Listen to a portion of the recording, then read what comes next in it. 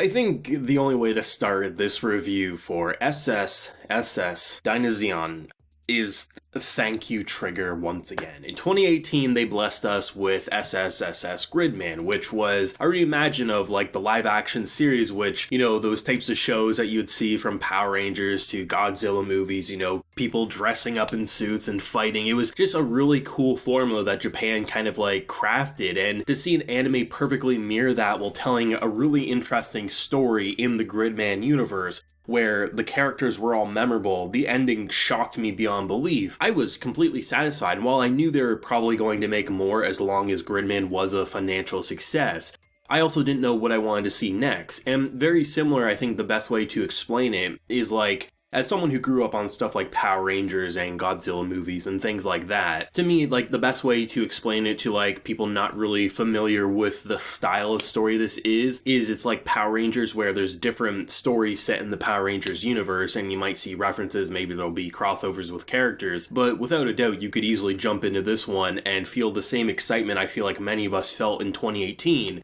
when we first checked out the first episode of Gridman. The main difference, I would say, is that the fight animation is even better than the first episode of Gridman, which is no surprise, it's been 3 years since, but the floatiness to the battle where you have 4 of our characters, they're all kind of piloting the same mecha there, right? And they're trying to fight this like almost Blastoise-looking Godzilla creature. And it was so great when like the gravity was being played with and you saw it floating around. It was just so visually striking.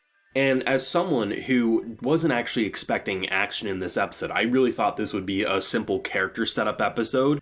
I was ready to come up here hyping up this show. I'm not hyping this up simply because it's cool to see 2 giant beasts clash at each other. I am. That shit's fun as hell. Call me a kid, whatever. We like that type of stuff in anime. It's kind of like a staple, I feel like. But at the same time, just all the interactions with this already pretty hefty cast of characters, I loved every single one, and in certain cases was very intrigued by their, you could assume, dull personality and what it means for their psyche. Yomogi and I would say Gamma were probably without a doubt my favorite. I love the idea of having any character who is so cool, calm, and collected even at the face of like giant monsters, or has very little reaction, but you can tell is a very like good guy to be around sort of a situation. So Yamagi was just so fun. He was so like cool, calm, and collected. When a girl ditches him after he's waits for an hour, he sighs, but he's not going to get all bent out of shape about it. But Gamma, a guy who is a kaiju user, dying on the street here, gets fed by our boy, and is so devoted to him that it feels like he's been his best friend for years. It almost gave me a flashback to Jujutsu Kaisen, where we have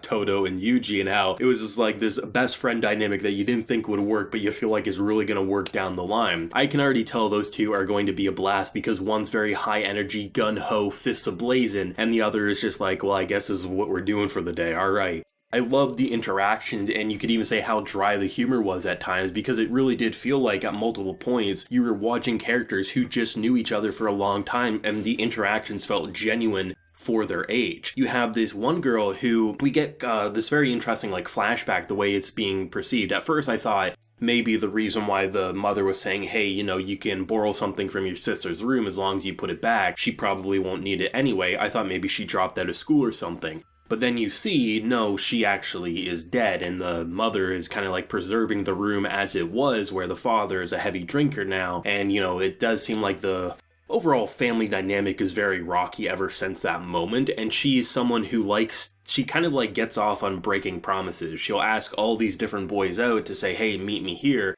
and she just blows them off. For whatever reason, that's the thing that makes her feel something by the looks of it. I really am curious about that, I would say the most out of any of the characters we've seen, because the idea of like the tragic kind of family backstory and what she is getting out of that, maybe just to feel something. There's so many ways for a character like that could be horrible for the relationship of piloting any sort of mecha like what we just saw in this episode, this kaiju, right? It's so interesting because she could be someone to blow off the mission, and if this thing needs 4 pilots, what if there's not enough around? Or what if she, causes chaos? Or what if she's going to be the saving grace, right? I think there's a lot of room for a character like that. And then you just have like the comedic relief of these 2 cousins where One is a dropout from school of her own choice, as she'll kind of flaunt it in your face, and the other is just, by the looks of it, a hikikomori who just is a deadbeat, doesn't have a job, and when seemingly he gets killed by the cousin's perspective, oh man, he's unemployed and dead. The humor can be like shockingly blunt into your face, and I think really, if this first episode is truly a good representation, I think it's going to be Gridman but times 2. I really truly feel that way. I think the big make it or break it for any fan of Gridman or any fan walking into this fresh, never seen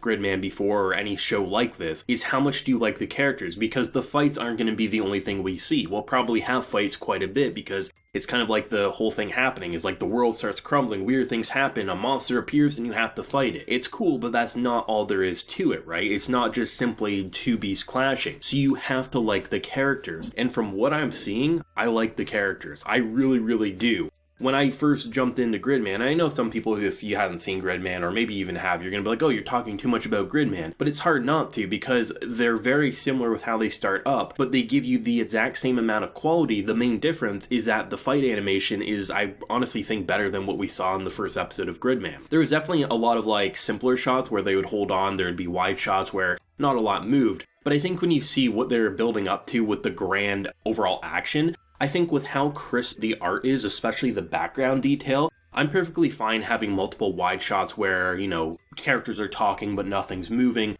or they have this like kind of like artsy directing choice, because when you do get up close and personal, the characters are fairly expressive. You can honestly say every character had a different body reaction in terms of how they move. Someone like Gamma was just like always in your face, throwing it in you. You have someone like Yomogi who's just kind of like, he kind of slumps, but he's not depressed or anything like that. They all had their individual attributes, and then when you get to that insane action, I mean, this is honestly Trigger, like, blew me away.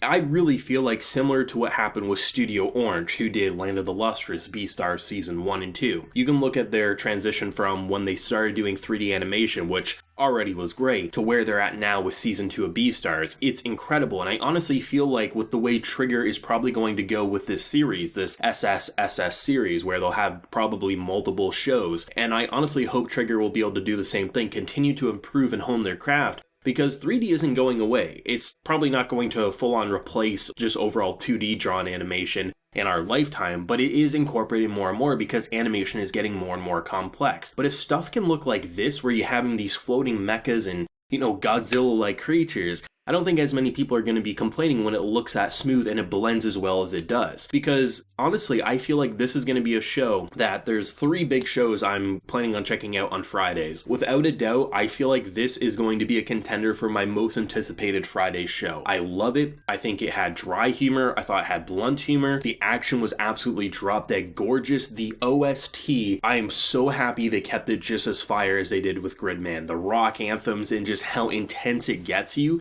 This show is pure fire. I loved it. I loved Gridman. I honestly feel like I could love this one even more. And I really think with the way the personalities are so different, but honestly, it feels like you need this kind of wide variety of personas in order to keep the cast that fresh. It's going to be interesting to see how they work together or completely fall apart in the case of some who, you know, just love blowing people off. Imagine having, you know, you're like, okay, we're gonna go fight Godzilla now. And oh shit, where's her? And she's just nowhere to be seen because that's just how she gets off on it. It's just gonna be so interesting to see what they're able to accomplish with this show. And I think a lot of fans, whether you're jumping into this fresh, you're like, what the hell is a Dynazenon and where do we go from here? Okay, these character personalities, they got something going with them. They're not just your standard cutout, here's this character trope, this character trope. They're honestly pretty different than what you typically see with a high school cast such as this. And the way they incorporated the action to the world, I think there's just so many mysteries. It'll be interesting to see what the grand plot of this show will be and how it may connect to Gridman or just be a completely self-contained story. I am ecstatic for more, I have to say. This was definitely one of my more anticipated ones for the spring season. This show's slapping, and I hope it continues on the quality that it laid out with episode 1. Let me know your thoughts and feelings down below, your favorite moment, and what would be your favorite character right now, because honestly, there's a lot to pick from, which is pretty interesting, because usually a show like this, you know, it's very easy to pick out your initial, oh, I really like that, but here, I think all the characters had a kind of moment to shine, whether humorous, a little frightening, or just honestly badass. So let me know yours down below. If you enjoyed the video, leave a like, share your support, and hit that subscribe button if you happen new around here. So until next time, everyone, please take care and have a good one.